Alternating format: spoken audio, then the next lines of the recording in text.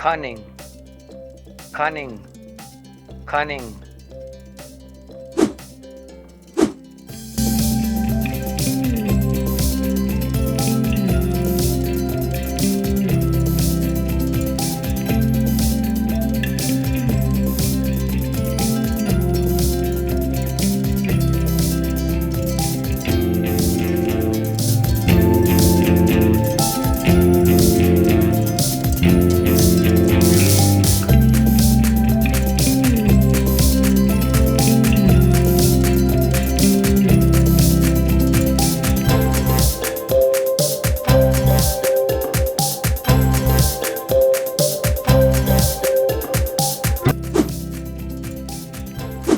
Usage of cunning in present simple tense.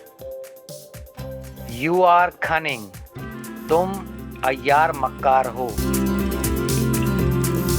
You are not cunning. तुम अय्यार मक्कार नहीं हो.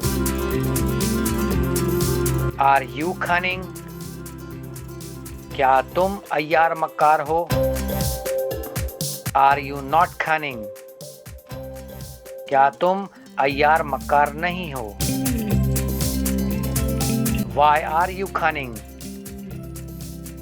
तुम क्यों अय्यार मक्कार हो? Why are you not cunning?